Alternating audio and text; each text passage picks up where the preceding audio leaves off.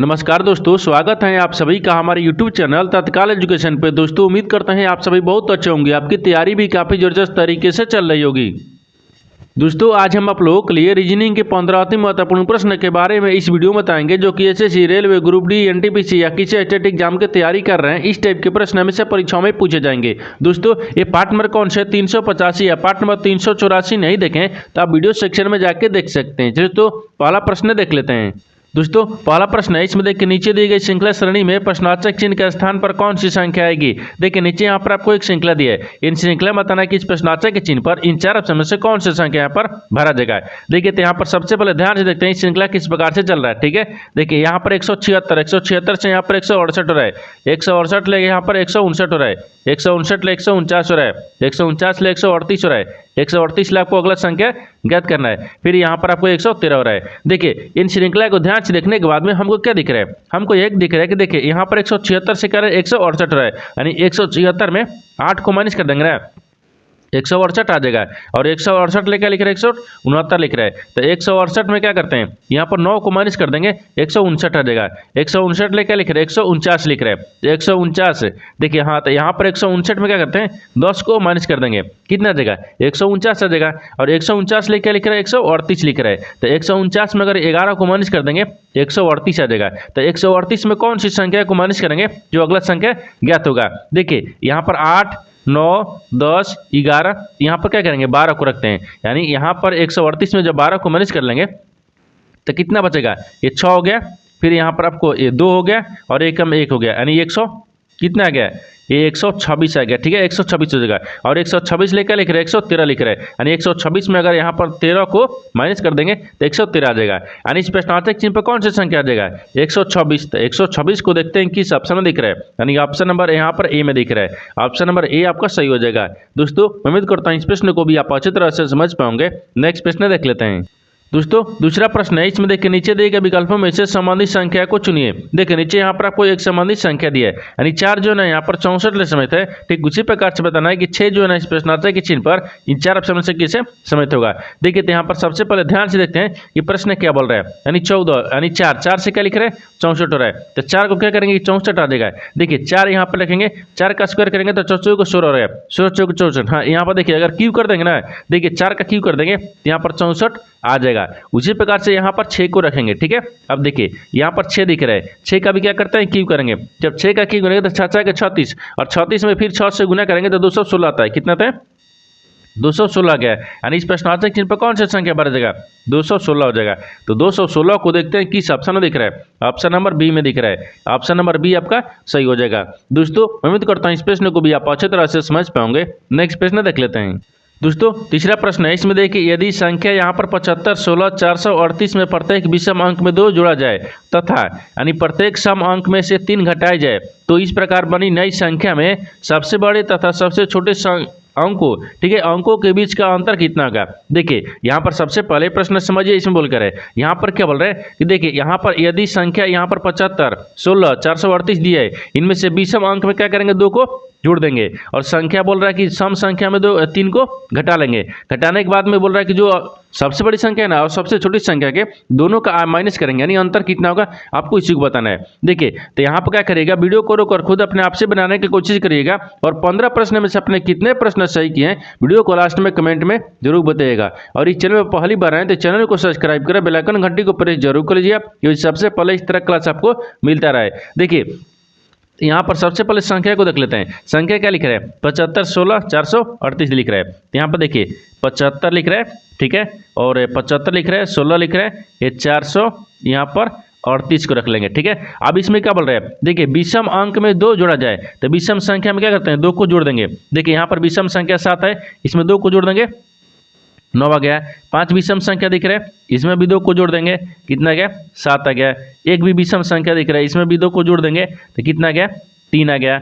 यहाँ पर देखिए यहाँ ये 3 दिख रहा है, 3 भी विषम संख्या है, इसमें भी 2 को जोड़ देंगे, कितना गया 5 आ गया। ठीक है, 5 आ गया। आगे क्या बोल रहा है, ठीक है, बोल रहा है कि तथा यहाँ पर प्रत्येक सम अंक में से 3 घटाए जाए, तो सम संख्या में से 3 को घटाते हैं। ये सम संख्या दिख रहे हैं, इसमें से 3 को माइनस कर लेंगे, कितना बचेगा 3 हो गया।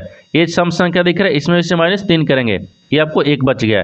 ये सम संख्या दिख रहे हैं, इसमें भी 3 को माइनस करेंगे, ये 5 बच गया। ठीक है, 5 तो इस प्रकार बनी नई संख्या में सबसे बड़े।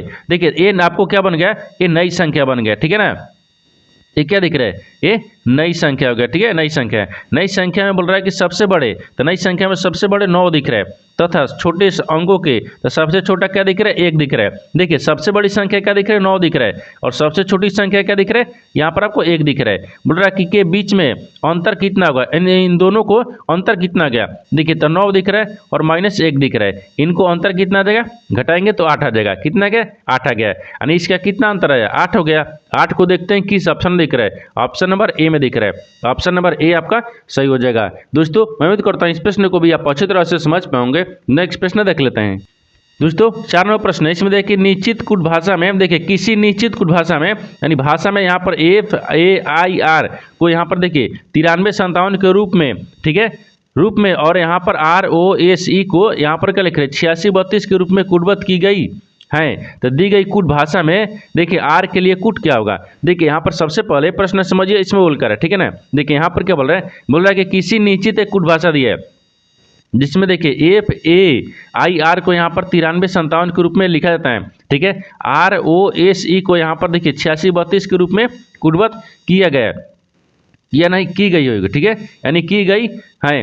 तो दी गई कूट भाषा में आर के लिए क्या होगा। देखिए एक कोडिंग जो डिकोडिंग है ना, आपको 2025 में जो रेलवे का ग्रुप डी का एग्जाम हो रहा है, इस तरह का सवाल ही आपको पूछ रहा है। ठीक है, अब जो ओ वाला छोड़ दिया कि देखिए आर के बाद में फिर यहाँ पर क्या लिख रहा है, टी लिख रहा है, इसमें कितना प्लस हो रहा है या अंतर हो रहा है, इस सब सवाल आप नहीं पूछ रहा है। देखिए इस तरह का सवाल ही पूछ रहा है। ठीक है, ये 2024 में भी पूछा है, 2025 में भी पूछ रहा है। इसको बनाने के लिए सबसे आसान भाषा में देखिए क्या होता है। देखिए यहाँ पर आपको क्या लिख रहा है, तो सबसे पहले देखिए इसको क्या लिख रहा है, एफ लिख रहा है, ठीक है ना, ए लिखा है, आई लिखा है, और यहाँ पर आर लिखा है। इनको क्या लिख रहे हैं, देखिए यहाँ पर आपको 9357 दिख रहा है। ठीक है, उसी प्रकार से देखिए यहाँ पर आर क्या लिख रहे हैं, आर लिख रहे हैं, ओ लिख रहे हैं, एस लिख रहे हैं, ई लिख रहे हैं। इनमें भी क्या देखिए इनको क्या लिख रहे हैं, 8632 लिख रहे हैं, ये 86 और 32 लिख रहे हैं। ठीक है, उसी कुछ भाषा में आर को बताना है कैसे लिखा जाएगा। ठीक है ना, देखिए अब इसको लिए क्या करेंगे, देखिए ये आपको अक्षर दिख रहा है, इसमें से एक कॉमन मिलाएंगे, इसमें भी वो संख्या दिख रहा है, इसमें भी आपको कॉमन मिलाते हैं। देखिए यहाँ पर आपको देखिए इसमें कौन कौन सा मिल रहा है, इसमें भी आपको कॉमन कौन सा मिल रहा है। देखिए इन दोनों में कॉमन आपको क्या दिख रहा है, आर दिख रहा है, इसमें भी आर दिख रहा है, इसमें भी आर दिख रहा है। ठीक है, अब देखिए संख्या में कौन मिलाइए, देखिए इन दोनों संख्या में क्या दिख रहा है, इन संख्या में दोनों में देखिए 3 दिख रहा है, ये 3 दिख रहा है, इसमें भी 3 दिख रहा है, इसमें भी 3 दिख रहा है। तो आर के लिए क्या हो जाएगा, जो कॉमन आपको मिलेगा ना वही आपको आंसर हो गया। देखिए आर के लिए क्या हो जाएगा, 3 हो गया। तो आर के लिए 3 हो गया, तो यहाँ पर आपको देखते हैं कि 3 किस ऑप्शन में दिख रहा है, यानी ऑप्शन नंबर यहाँ पर डी में दिख रहा है। ऑप्शन नंबर डी आपका सही हो जाएगा। दोस्तों मैं उम्मीद करता हूँ इस प्रश्न को भी आप अच्छी तरह से समझ पाओगे। नेक्स्ट प्रश्न देख लेते हैं। दोस्तों 5 नंबर प्रश्न है, इसमें देखिए नीचे दिए गए प्रश्न आकृति में लुप्त संख्या ज्ञात कीजिए। देखिए नीचे यहाँ पर आपको एक आकृति दिया है, इन आकृति में बताना है कि इस प्रश्नावली के चिन्ह पर इन 4 ऑप्शन में से कौन सी संख्या यहाँ पर भरा जाएगा। देखिए यहाँ पर सबसे पहले ध्यान से देखते हैं, जो पहला आकृति है ना वो किस प्रकार से फॉलो कर रहा है। ठीक है, उसी प्रकार से दूसरा आकृति को रखेंगे। जैसे देखिए यहाँ पर 702 लिखा है, ठीक है ना, इसके जगह पर 702 लिखा है, ये 702 कैसे लगा है, उसी प्रकार से ये दूसरा आकृति में रखेंगे। देखिए तो सबसे पहले क्या करते हैं, अगर मान लीजिए इन सबको आपस में जोड़ते हैं। देखिए ये 9 दिख रहा है, मान लीजिए 9 दिख रहा है, फिर प्लस में 7 दिख रहा है, फिर प्लस में 8 हो जाएगा, फिर प्लस में यहाँ पर 3 आ गया। ठीक है ना, इन सबको जोड़ लेंगे, तो जोड़ेंगे तो कितना गया, तो मान लीजिए यहाँ पर देखिए अगर इसमें 1 डाल देंगे तो 10 हो गया, और इसमें 2 डाल लेंगे तो 10 हो गया, 10 10 20 7 27 आ गया। यहाँ पर आपको 27 दिख रहा है। ठीक है, ये तो 27 आ रहा है, लेकिन यहाँ पर तो आपको क्या लिख रहा है, 702 लिख रहा है। तो 27 के 702 लिख रहा है। देखिए तो यहाँ पर क्या करते हैं, 27, ये 27 क्या करते हैं, स्क्वायर कर देते हैं। एक बार 27 से क्या करेंगे, स्क्वायर कर देंगे। ठीक है, और -27 ही कर देंगे। ठीक है ना, 27 करेंगे तो ये 27 देखिए, तो इसका स्क्वायर करेंगे तो 729 आएगा, और 729 में से 27 घटा लेंगे तो कितना आ जाएगा, ये 700। एक बार लिख लेगा, देखिए एक स्टेप आगे चलते हैं।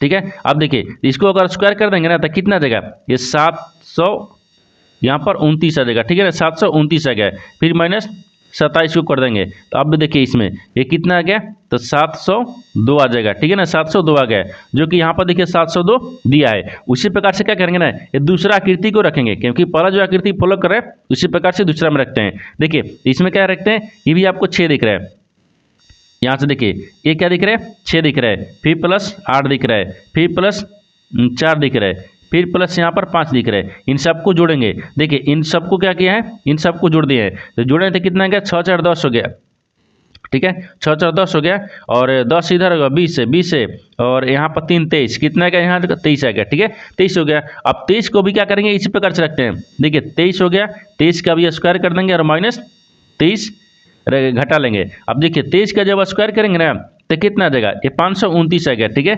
529, और 529 में से 23 को घटा लेंगे तो कितना बचेगा, यहाँ पर 506 बच जाएगा। क्या बचेगा, 506 बचेगा। इसको घटाने के बाद में क्या बच रहा है, देखिए घटाने के बाद में 506 बच रहा है, तो 506 हो जाएगा, यानी इस प्रश्नार्थक चिन्ह पर कौन सा संख्या बढ़ जाएगा, 506 हो गया। तो 506 को देखते हैं किस ऑप्शन में दिख रहा है, ठीक है ना, किस ऑप्शन में दिख रहा है, तो 506 ऑप्शन नंबर डी में दिख रहा है। ऑप्शन नंबर डी आपका सही हो जाएगा। दोस्तों मैं उम्मीद करता हूँ इस प्रश्न को भी आप अच्छी तरह से समझ पाओगे। नेक्स्ट प्रश्न देख लेते हैं। दोस्तों 6 नंबर प्रश्न, इसमें देखिए निम्नलिखित संख्या और प्रतीक श्रृंखला का संदर्भ लीजिए और उनके देखिए उसके नीचे दिए गए प्रश्न का उत्तर दीजिए। गिनती केवल बाएं से दाएं की जानी चाहिए, ठीक है। देखिए ये नोट में क्या बोल रहा है, आपको इसको ध्यान नहीं देना है, ठीक है। यहाँ पर आपको एक संख्या श्रृंखला दी है मान लीजिए, ठीक है, और सवाल देखिए यहाँ से पूछ रहा है ऐसे कितने प्रतीक हैं जिनमें से प्रत्येक के ठीक पहले एक संख्या है और ठीक बाद में एक प्रतीक है। देखिए यहाँ पर सबसे पहले प्रश्न समझिए इसमें बोलकर, ठीक है ना। देखिए यहाँ पर क्या बोल रहा है, ये बोल रहा है कि निम्नलिखित संख्या और प्रतीक श्रृंखला का संदर्भ लीजिए और नीचे दिए गए प्रश्न का उत्तर दीजिए। गिनती केवल बाएं से दाएं की जानी चाहिए। देखिए यहाँ पर आपको एक श्रृंखला दिया है, इन श्रृंखला में आपको क्या लिख रहा है, संख्या भी दिया है और प्रतीक भी दिया है। इनको हमको संदर्भ लेना है, इनको हम ध्यान से देखेंगे। और सवाल देखिए यहाँ से पूछ रहा है कि ऐसे कितने प्रतीक हैं, तो मान लीजिए ऐसे कितने प्रतीक को रखते हैं, ठीक है ना, ऐसे कितने प्रतीक है, ठीक है, प्रतीक है जिनमें से प्रत्येक के ठीक पहले एक संख्या है, जिनके पहले एक क्या होना चाहिए, ये संख्या होना चाहिए, ठीक है ना, ये संख्या दिख रहा है। और देखिए ठीक बाद में क्या दिख रहा है, एक प्रतीक दिख रहा है, एक प्रतीक भी दिख रहा है, ठीक है, प्रतीक है। देखिए इस तरह का जो सवाल है ना वो 2024 में भी आपको रेलवे का जो एग्जाम हुआ था उसमें भी पूछ रहा है, वो 2025 में भी आपको RRB NTPC graduate under graduate का हुआ है उसमें भी पूछ रहा है, और 2025 में आपको देखिए ये आपको ग्रुप डी का जो एग्जाम हो रहा है ना उसमें भी आपको पूछ रहा है। कम से कम एक सवाल हर एक शिफ्ट में पूछ रहा है। इसको बनाने के लिए सबसे आसान तरीका होता है यही, इसको लिख लेंगे। आप बोल रहे हैं ना कि देखिए इसका कहने का मतलब है कि इस श्रृंखला में आपको बताना है कैसे कितने प्रतीक हैं, ठीक है, जिनके पहले एक संख्या होना चाहिए जिसके बाद में एक प्रतीक होना चाहिए। तो सबसे पहले इन श्रृंखला में ध्यान से देखते हैं। देखिए यहाँ पर श्रृंखला में ध्यान से देखेंगे तो क्या दिख रहा है, यहाँ पर देखिए, हाँ देखिए ये क्या दिख रहा है, प्रतीक दिख रहा है। प्रतीक के पहले एक संख्या है, इसके बाद एक प्रतीक दिख रहा है, एक दिख गया, ठीक है, एक दिख रहा है। और कहीं दिख रहा है, हाँ और दिखेगा। देखिए हाँ यहाँ पर क्या दिख रहा है, प्रतीक दिख रहा है। प्रतीक के पहले एक संख्या है, इसके बाद एक प्रतीक दिख रहा है, 2 आ गया है। देखिए 2 के बाद में देखिए यहाँ पर भी क्या दिख रहा है, प्रतीक है। प्रतीक के पहले एक संख्या है, इसके बाद भी एक प्रतीक दिख रहा है, 3 हो गया है, ठीक है ना। और देखिए और कहीं दिख रहा है इसमें प्रतीक के पहले संख्या प्रतीक, ये 5, हाँ यहाँ पर देखिए था, यहाँ पर आपको डॉलर का दिख रहा है, प्रतीक है, इसके पहले भी एक संख्या दिख रहा है, इसके बाद एक प्रतीक दिख रहा है, यानी 4 दिख रहा है। और इसमें कहीं दिख रहा है, नहीं दिख रहा है। 1 2 3 4 यानी 4 को इसमें दिख रहा है, यानी 4 ऐसे प्रतीक हैं जिनके पहले एक संख्या है जिसके बाद में एक प्रतीक है, ठीक है ना। 4 को ऐसे प्रतीक दिख रहे हैं। तो 4 को देखते हैं किस ऑप्शन में दिख रहा है, तो ऑप्शन नंबर ए में दिख रहा है। तो ऑप्शन नंबर ए आपका सही हो जाएगा। दोस्तों मैं उम्मीद करता हूँ इस प्रश्न को भी आप अच्छी तरह से समझ पाओगे। नेक्स्ट प्रश्न देख लेते हैं। दोस्तों 7वां प्रश्न है, इसमें देखिए नीचे दिए गए विकल्पों में से संबंधित शब्द को चुनिए। देखिए नीचे यहाँ पर आपको इस संबंधित शब्द दिया है, यानी यहाँ पर कुत्ता जो है फेफड़े से समेत है, ठीक उसी प्रकार से बताना है कि मछली जो है ना इस प्रश्नार्थक के चिन्ह पर इन 4 ऑप्शन में से किसे समेत होगा। देखिए तो यहाँ पर सबसे पहले ध्यान से देखते हैं, यहाँ पर कुत्ता जो है फेफड़े से कैसे समेत है उसी प्रकार से मछली को भी रखेंगे। देखिए यानी कुत्ता सांस लेने के लिए किसका प्रयोग करता है, फेफड़े का प्रयोग करता है। जैसे यहाँ पर भी लिख लेते हैं, देखिए कुत्ता सांस लिखते हैं, ठीक है, सांस लेने, ठीक है, सांस लेने के लिए, ठीक है, सांस लेने के लिए किसका प्रयोग करता है, फेफड़े का प्रयोग, ठीक है, प्रयोग करता है, ठीक है ना। उसी प्रकार से मछली को सांस लेने के लिए किसका प्रयोग करेंगे, जल का नहीं, ऑक्सीजन का नहीं, पंख का नहीं, यानी गलफड़ा से सांस लेती है। मछली किससे सांस लेती है, गलफड़ा से। तो यहाँ पर क्या लिखेंगे, गलफड़ा, ठीक है ना, गलफड़ा, ठीक है, क्या हो जाएगा यहाँ पर, गलफड़ा हो गया, ठीक है, ये गलफड़ा से सांस लेती है, ठीक है ना। तो यहाँ पर भी लिखेंगे सांस, यानी सांस लेने, ठीक है, लेने के लिए, ठीक है, लेने के लिए यहाँ पर का प्रयोग करते हैं, का प्रयोग, ठीक है, करता है। यहाँ पर क्या होगा, करता है। देखिए जिस प्रकार से कुत्ता सांस लेने के लिए यानी फेफड़े का प्रयोग करता है, उसी प्रकार से यहाँ पर मछली जो है, मछली का सांस लेने के लिए गलफड़ा से प्रयोग करती है। तो यहाँ पर गलफड़ा हो गया। गलफड़ा को ऑप्शन नंबर किस में दिख रहा है, डी में दिख रहा है। ऑप्शन नंबर डी आपका सही हो जाएगा। दोस्तों उम्मीद करता हूँ इस प्रश्न को भी आप अच्छी तरह से समझ पाओगे। नेक्स्ट प्रश्न देख लेते हैं। दोस्तों 8-9 प्रश्न है। इसमें देखिए P Q R S T U और भी में से प्रत्येक की परीक्षा सोमवार से होकर ठीक है रविवार को समाप्त होने वाले एक ही सप्ताह में अलग अलग दिन है। ठीक है, और भी की परीक्षा गुरुवार को और यू और क्यू के बीच 4 व्यक्तियों की परीक्षा है, जिनमें से किसी भी एक की परीक्षा रविवार को नहीं है। टी की परीक्षा एस के ठीक पहले है, यानी आर की परीक्षा शुक्रवार को नहीं है, तो यू की परीक्षा के बाद नहीं है। ठीक है, यू की परीक्षा के बाद नहीं है, तो बोल रहा है कि क्यू के बाद कितने व्यक्ति परीक्षा है। देखिए यहाँ पर सबसे पहले प्रश्न समझिए, इसमें बोल कर है। ठीक है ना, देखिए यहाँ पर क्या बोल रहा है, ये बोल रहा है कि देखिए यानी 2 यानी 3 3 6 1 7 व्यक्ति है। ठीक है ना, बोल रहा है कि 7 व्यक्ति है, इसमें से जिनमें से प्रत्येक की परीक्षा सोमवार से शुरू होकर रविवार को समाप्त होने वाले एक सप्ताह में अलग अलग दिन है। यानी बोल रहा है कि सोमवार से लेकर ये रविवार तक 7 व्यक्तियों को एक परीक्षा हो रही है। ठीक है, आगे बोल रहा है कि भी की परीक्षा गुरुवार को है, तो भी की परीक्षा गुरुवार को, तो सबसे पहले यहाँ पर एक दिन लिख लेंगे। ठीक है, ये दिन लिख दिए, उसके बाद में क्या लिख रहे हैं, व्यक्तियों की संख्या लिखेंगे, यानी व्यक्ति लिख लेंगे। देखिए यहाँ पर बोल रहा है कि देखिए यहाँ पर बोल रहा है ना कि भी की परीक्षा गुरुवार को है, तो भी की परीक्षा गुरुवार को, तो यहाँ पर आपको भी को रख लेंगे, भी का परीक्षा गुरुवार को है। ठीक है ना, आगे बोल रहा है कि यू और क्यू के बीच में 4 व्यक्तियों की परीक्षा है, यानी यू और क्यू के बीच में 4 व्यक्तियों की परीक्षा है। तो मान लीजिए यहाँ पर क्या रखते हैं, ई को रखते हैं, यहाँ पर क्या रखते हैं, क्यू को रखते हैं। इन दोनों के बीच में 4 व्यक्ति की परीक्षा है, 1 2 3 4, हाँ 4 व्यक्ति की परीक्षा हो गया। ठीक है, आगे दिख रहा है, आगे इसमें क्या दिखा है, जिनमें से किसी भी 4 व्यक्ति का है, बोल रहा है कि जिनमें से किसी भी की देखिए जिनमें से किसी की भी परीक्षा रविवार को नहीं है, यानी इन चारों में से किसी को रविवार को परीक्षा नहीं है। ठीक है, बोल रहा है कि टी की परीक्षा एस के ठीक है पहले हैं, लेकिन टी की जो परीक्षा है ना एस के पहले है, तो मान लीजिए एस को यहाँ पर रख लेते हैं, सॉरी टी को रखते हैं और एस के पहले रख लेते हैं, इसको पहले हो गया। ठीक है, आगे बोल रहा है कि आर की परीक्षा शुक्रवार को नहीं है, लेकिन आर को जो परीक्षा है ना वो शुक्रवार को नहीं है, तो बाकी तो बचा शुक्रवार ना, तो शुक्रवार को नहीं है तो इसको रविवार को रख लेंगे। ठीक है, आगे बोल रहा है कि यू की परीक्षा के बाद नहीं है, लेकिन यू की जो परीक्षा है ना इसके बाद नहीं है, तो यू की परीक्षा के बाद नहीं है, तो शुक्रवार को क्या रखते हैं, पी को रख लेते हैं। क्या रखते हैं, पी को रखते हैं। ठीक है, आगे देखिए बोल रहा है कि क्यू के बाद कितने व्यक्ति परीक्षा है।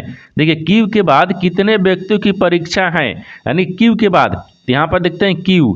ठीक है, ये देखिए क्यू के बाद में बोल रहा है ना कितने लोगों की परीक्षा है। देखिए क्यू के बाद, तो क्यू के ये तो पहले आ जाएगा। ठीक है, ये क्या आ जाएगा, ये पहले, क्यू के पहले आ गया, तो क्यू के बाद में एक व्यक्ति का परीक्षा है जो आर है।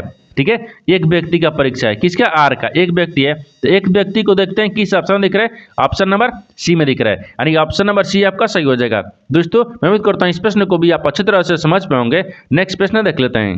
दोस्तों 9वां प्रश्न है, इसमें देखिए उस वेन आरेख का चयन करें जो दिए गए वर्गों के बीच संबंध को सर्वोत्तम रूप से दर्शाता है। देखिए नीचे यहाँ पर आपको 3 शब्द दिया है, इन तीनों शब्द को बताना है कि आपस में कैसे समित है और इन 4 वेन डायग्राम में से कौन सा वेन डायग्राम बनेगा।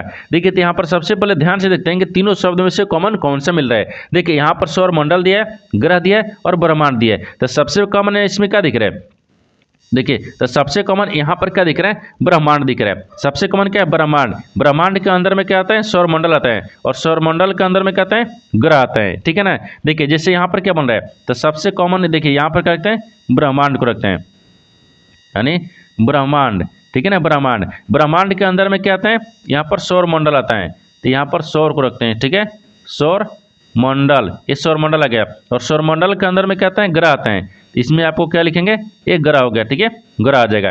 देखिए सबसे कॉमन क्या दिख रहा है, ब्रह्मांड। ब्रह्मांड के अंदर में देखिए ये ब्रह्मांड दिख रहा है। ठीक है ना, ब्रह्मांड के अंदर में क्या गया, सौर मंडल आ गया, और सौर मंडल के अंदर में क्या देगा, ग्रह आ जाएगा। ठीक है, ग्रह गया, इस तरह का वेन डायग्राम बनेगा। इस तरह का वेन डायग्राम देखते हैं किस ऑप्शन में दिख रहा है, यानी ऑप्शन नंबर ए में दिख रहा है। ऑप्शन नंबर ए आपका सही हो जाएगा। दोस्तों मैं उम्मीद करता हूँ इस प्रश्न को भी आप अच्छी तरह से समझ पाओगे। नेक्स्ट प्रश्न देख लेते हैं।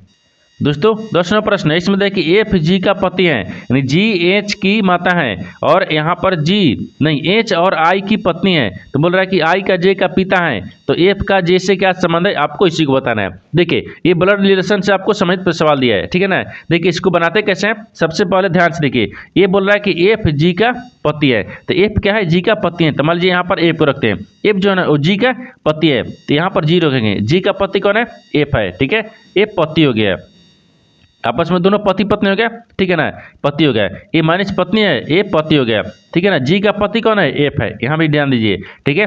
आगे बोल रहा है कि जी एच की माता है, लेकिन जी जो है ना जी एच की माता है, तो मान लीजिए यहाँ पर क्या रखते हैं, एच को रख लेते हैं, हाँ यहाँ पर एच रखते हैं, ठीक है। एच की माता कौन है, यहाँ पर जी हो गया, ए माता हो गया, ठीक है, एच की माता हो गया, ठीक है ना, माता हो गया। आगे बोल रहा है, आगे बोल रहा है कि देखिए एच आई की पत्नी है, लेकिन एच जो है ना एच वो आई की पत्नी है, तो यहाँ पर क्या रखते हैं, आई को रखते हैं। आई आई की पत्नी कौन है, एच है, ये पत्नी है, ये पत्नी होगा, ठीक है, पत्नी आई का एच हो गया, ठीक है। आगे देखिए, आगे बोल रहा है कि आई जे का पिता है, लेकिन आई जो है ना आई वो जे का पिता है, तो मान लीजिए यहाँ पर क्या रखते हैं, जे को रखते हैं। जे का पिता कौन दिख रहा है, जे का पिता कौन दिख रहा है, आई दिख रहा है, ठीक है, पिता हो गया। अब बोल रहा है कि एफ का जे से क्या संबंध है, यानी एफ को और जे से बताना संबंध क्या है, यानी जे जो है ना एफ को क्या बोलेगा। देखिए तो यहाँ से ध्यान दीजिए, तो आपको प्रश्न को समझना होगा। यहाँ से देखिए, यहाँ पर एच है, ये देखिए आई दिख रहा है, आई का पति कौन हो गया। देखिए यहाँ बोल रहा है ना कि देखिए यहाँ पर बोल रहा है कि आई जो है ना एच जो है एच वो आई की पत्नी है, एच जो है एच वो आई की पत्नी है। देखिए इसका पत्नी कौन है, आई के पत्नी कौन है, एच है, ठीक है। इसका एक क्या दिख रहा है, पिता दिख रहा है। जब इसका एक पिता हो गया, इसका एक पत्नी हो गई, तो इस ये क्या बोलेगा, जे इसको माता बोलेगा, ठीक है, ये माता बोलेगा ना। और माता के माता, यहाँ पर देखिए इसका ये क्या दिख रही है, माता, ठीक है, माता दिख रही है। और माता के क्या देगा, ये पति होगा तो ये पिता हो गया, क्या हो गया, इसका ये माता के पिता हो जाएगा। देखिए क्या बोलेगा, यानी देखिए माता के पिता हो जाएगा। यहाँ पर आपको जे जो बोलेगा, जे वो क्या बोलेगा, देखिए इसकी माता हो जाएगी, माता के पिता इसको नाना हो जाएगा, लेकिन इसमें कहीं नाना आपको नहीं दिया है, ठीक है ना, इसमें नाना नहीं दिया है। इसको जिस प्रकार से दिया उसी प्रकार से रखते हैं। देखिए जे का पिता कौन हो गया, आई, आई का पत्नी कौन हो गई, एच, एच की माता जे, और जे का पति एफ हो गया। तो जे जो है ना जे क्या बोलेगा, इसको माता के पिता बोलेगा, क्योंकि इसकी माता, ठीक है, एच माता है, और माता के पिता कौन हो गया, एफ हो गया। यहाँ पर देखिए लिखते हैं माता, ठीक है ना, माता की, यहाँ पर माता के या माता की, ठीक है, माता के लिखते हैं, ठीक है, माता के पिता हो जाएगा, ठीक है, माता की पिता, यानी एफ जो है ना एफ, यानी एफ है वो जे का कहेगा कि एच यानी माता के पिता है, ये माता के पिता हो गया। तो माता के पिता को देखिए किस ऑप्शन में दिख रहा है, माता के पिता, ऑप्शन नंबर ए में दिख रहा है। देखिए माता के पिता यानी माता का पिता, ऑप्शन नंबर ए में दिख रहा है, तो ऑप्शन नंबर ए आपका सही हो जाएगा। दोस्तों मैं उम्मीद करता हूँ इस प्रश्न को भी आप अच्छे तरह से समझ पाएंगे। नेक्स्ट प्रश्न देख लेते हैं। दोस्तों 11वां प्रश्न है, इसमें देखिए यदि प्लस और माइनस को परस्पर बदल दिया जाए तथा गुना और भाग को परस्पर बदल दिया जाए तो निम्नलिखित समीकरण में प्रश्न चिन्ह का स्थान पर क्या आएगा। देखिए नीचे यहाँ पर आपको एक समीकरण दिया है, इन समीकरणों को सही बनाने के लिए वो दो चिन्ह को आपस में बदलना होगा, बदलने के बाद में समीकरणों को सही बनाएंगे। तो सबसे पहले चिन्ह को बदलते हैं। देखिए चिन्ह बोल रहे हैं ना कि प्लस और माइनस को आपस में बदल दिया जाए, यानी प्लस की जगह पर माइनस और माइनस की जगह पर क्या रखते हैं, प्लस को रख लेंगे, ठीक है।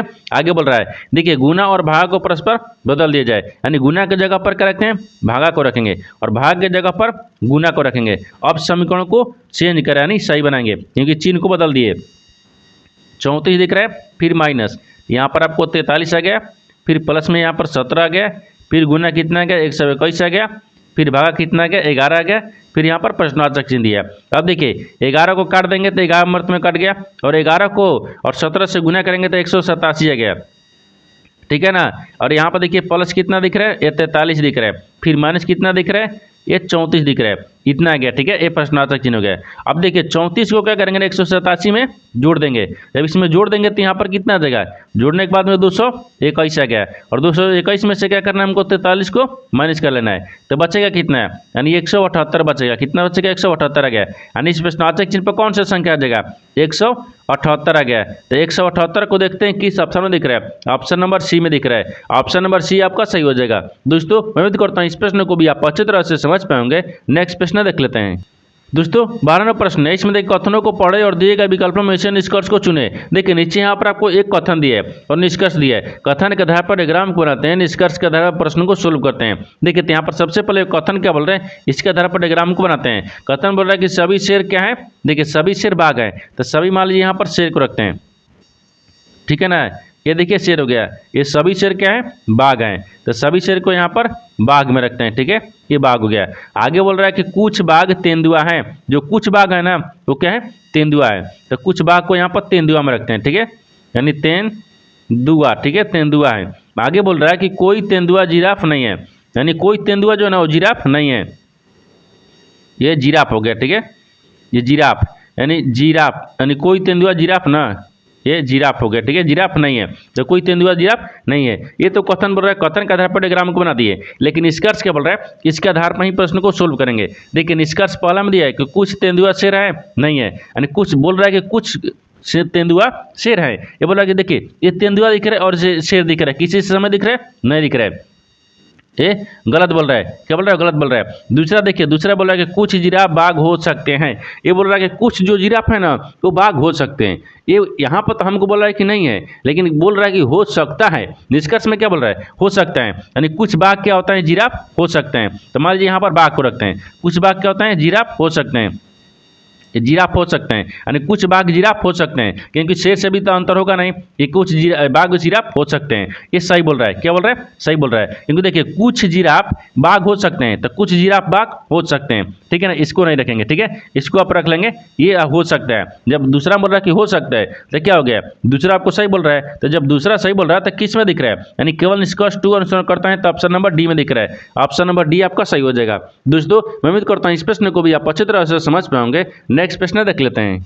दोस्तों 13वां प्रश्न है, इसमें देखिए यह प्रश्न नीचे दी गई 5 3 अंकीय संख्याओं पर आधारित है, ठीक है ना, यहाँ पर 5 3 अंकीय संख्या पर आधारित है। सवाल देखिए यहाँ से पूछ रहे कैसे कि देखिए, यानी यदि सबसे बड़ी संख्या के दूसरे अंक कुछ सबसे छोटी संख्या के दूसरे अंक से घटाए जाए तो परिणाम क्या होगा। देखिए यहाँ पर सबसे पहले प्रश्न समझिए, सिंबल करें। देखिए यहाँ बोल रहा है कि यदि 5, यानी यह 5, देखिए यह प्रश्न नीचे दी गई 5 3 अंकीय संख्याओं पर आधारित है। यहाँ पर आपको 3 अंकीय दिया है और 5 को संख्या दी है, ठीक है। अब सवाल देखिए यहाँ से पूछ रहा है कि यदि सबसे बड़ी संख्या के दूसरे अंक, तो सबसे बड़ी संख्या क्या दिख रहा है, यहाँ पर सबसे बड़ी संख्या यहाँ पर 735 81, हाँ 781 दिख रहा है, ये 781 जो है सबसे बड़ी संख्या है। अब बोल रहा है कि सबसे छोटी संख्या, तो सबसे छोटी संख्या यहाँ पर क्या दिख रहा है, 190 दिख रहा है, ठीक है, तो 190 को रख लेंगे, ठीक है ना, 190 दिख रहा है। अब बोल रहा है कि देखिए सबसे बड़ी संख्या के दूसरा अंक, तो सबसे बड़ी संख्या के दूसरा अंक सबसे छोटी संख्या के दूसरे अंक, तो सबसे छोटी संख्या के दूसरे अंक 9 दिख रहा है,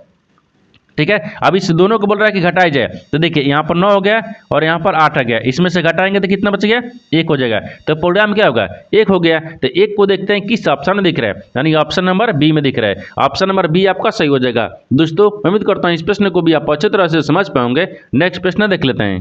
दोस्तों 14वां प्रश्न है, इसमें देखिए यदि एक महिला 13 रुपये में 14 सेब खरीदी, ठीक है, खरीदती हैं तथा 14 रुपये में 13 सेब बेचती हैं, तो उसका लाभ अथवा हानि प्रतिशत क्या होगा। देखिए यहाँ पर सबसे पहले प्रश्न समझिए, सिंबल करें। यहाँ पर क्या बोल रहा है, एक महिला है, एक महिला ने 13 रुपये में उस 14 को सेब खरीदी और तथा 14 रुपये में 13 को सेब बेच दी, ठीक है ना, तो उसका लाभ होगा या हानि होगा, आपको इसी को प्रतिशत ज्ञात करना है, ठीक है ना। देखिए तो सबसे पहले इसमें ध्यान से देखते हैं, ये क्या लिख रहा है, सेब लिख रहा है, ठीक है ना, ये सेब की संख्या हो गया, ये क्या लिख रहा है, यानी मूल्य लिख रहा है, ठीक है, ये मूल्य हो गया। देखिए अगर क्या करते हैं, 14 रुपये में कितना बच रही है, 13 को, और फिर 14 रुपये में नहीं है, यहाँ पर 13 नहीं, ये देखिए ये 14 रुपये में 13 को सेब 14 हो गए 13 रुपया, फिर यहाँ पर क्या लिखेंगे, 13 हो गया, 13 रुपये में 14 को सेब बेच रही है। ये तिरछी क्या करेंगे, आपस में गुना कर लेंगे, ठीक है ना। देखिए इन सबको आपस में 13 गुना करेंगे। देखिए अगर 13 से गुना करेंगे तो कितना गया, 169 आ गया, ठीक है। अब इसको भी गुना करेंगे तिरछी तो कितना आ जाएगा, 196 आ गया, ठीक है, 196 आ जाएगा, 196 आ गया। अब ये क्या बोल रहा है, इन दोनों को क्या करना है, इन दोनों का क्या ना, देखिए ये क्या आ गया, मान लीजिए इसको रखते हैं CP क्रय मूल्य, हाँ मान लीजिए इसको CP रखते हैं और इसको SP रख लेंगे, ठीक है, और CP और SP हो गया। तो आपसे क्या करेंगे, ये लाभ प्रतिशत पहले नहीं, ये लाभ निकालेंगे, ठीक है ना। देखिए तो यहाँ पर पहले लाभ को रखते हैं, ठीक है, ये लाभ, तो लाभ बराबर क्या होता है, तो देखिए SP माइनस CP, SP कितना दिए, 196 दिए, तो एसपी माइनस सीपी रखते हैं तो पहले 96 रख लेते हैं। देखिए 196 आ गया, ठीक है ना, माइनस 169 दिख रहा है। इसको माइनस करने पर कितना गया, 27 आ गया। कितना गया, 27 आ गया। ये रुपया में दिख रहा है कि 169 रुपया हो गया, ठीक है ना, और ये भी 169 ये रुपया दिख रहा है, ठीक है ना, रुपया आ गया यहाँ तक, ठीक है। अब देखिए इसमें करना कुछ नहीं है, तो जब लाभ आ गया इतना तो लाभ प्रतिशत पूछा है, तो लाभ प्रतिशत बराबर क्या होता है, देखिए ये लाभ हो गया, ठीक है ना, प्रतिशत, तो लाभ प्रतिशत यानी लाभ कितना है, 27 और यहाँ पर सीपी कितना दिया है, 169 दिया है। सीपी 169 है ना, सीपी देखिए सीपी आपको यहाँ पर 169 दिखा रहा है, ठीक है, 169 है, फिर गुना कितना करेंगे, 100 करेंगे। अगर इसको भाग करेंगे, इन सबको सोल्व करने के बाद में हमको कितना आ जाएगा, देखिए यहाँ पर आपको 15 यानी 15.97% आ गया, यानी 15.97% क्या होगा, लाभ परसेंटेज होगा। तो लाभ प्रतिशत देखिए 15.97 किस ऑप्शन में दिख रहा है, ऑप्शन नंबर बी में दिख रहा है। ऑप्शन नंबर बी आपका सही हो जाएगा। दोस्तों मैं उम्मीद करता हूँ इस प्रश्न को भी आप अच्छी तरह से समझ पाओगे। नेक्स्ट प्रश्न देख लेते हैं। दोस्तों 15 प्रश्न है, इसमें देखिए यदि 12 वस्तुओं का क्रय मूल्य, ठीक है, 15 वस्तुओं का विक्रय मूल्य के बराबर लाभ बराबर हैं तो हानि प्रतिशत क्या होगा। देखिए यहाँ पर सबसे पहले प्रश्न समझिए, इसमें बोल कर है, देखिए यहाँ पर क्या बोल रहा है कि देखिए ये बोल रहा है ना कि यदि 12 वस्तुओं का क्रय मूल्य यानी 12 वस्तुओं का क्रय मूल्य जो है ना वो 15 वस्तुओं के विक्रय मूल्य के बराबर है, ठीक है, मूल्य के बराबर है, तो हानि प्रतिशत ज्ञात कर रहे हैं। तो देखिए तो यहाँ पर आपको क्या दिख रहा है, यानी 12 सीपी, हाँ 12 सीपी और यहाँ पर क्या दिख रहा है, एसपी दिख रहा है, दोनों एसपी लिख देना, यहाँ पर सीपी हो जाएगा, ठीक है। देखिए ये सीपी दिख रहा है और यहाँ पर एसपी दिख रहा है। सीपी कितना दिख रहा है, तो 12 वस्तुओं के यानी ऊपर नीचे कर लेंगे, ठीक है ना, ये 15 हो गया, फिर यहाँ पर आपको हाँ 12 आ जाएगा, ठीक है, 12 आ गया। अब इनको क्या करेंगे, हानि प्रतिशत निकालना है हमको, क्या निकालना है, हानि प्रतिशत। तो यहाँ पर 15 माइनस 12 कर देंगे, बाटा में फिर 15 रखेंगे क्योंकि सीपी हो गया, फिर गुना 100 रखेंगे। अगर घटेगा तो इसमें कितना बचेगा, ये 3 हो गया, ये 15 हो गया, फिर गुने 100 हो गया, 3 5 15, 20 5 100, कितना आ गया, 20% आ गया, सॉरी हाँ 20% आ गया। तो आप सही बोला कि लाभ प्रतिशत क्या होगी, तो लाभ प्रतिशत 20% है। तो 20% किस ऑप्शन में दिख रहा है, ऑप्शन नंबर बी में दिख रहा है। ऑप्शन नंबर बी आपका सही हो जाएगा। दोस्तों मैं उम्मीद करता हूँ इस प्रश्न को भी आप अच्छी तरह से समझ पाओगे। नेक्स्ट वीडियो में मिलते हैं, तब तक जय हिंद। दोस्तों इस चैनल में पहली बार आए तो चैनल को सब्सक्राइब कर बेल आइकन घंटी को प्रेस जरूर कर लीजिए, क्योंकि सबसे पहले इस तरह क्लास आपको मिलता रहे। और इन सारे प्रश्न का PDF आपको टेलीग्राम पर मिल जाएगा, जो कि इस वीडियो का डिस्क्रिप्शन में लिंक दिया गया है।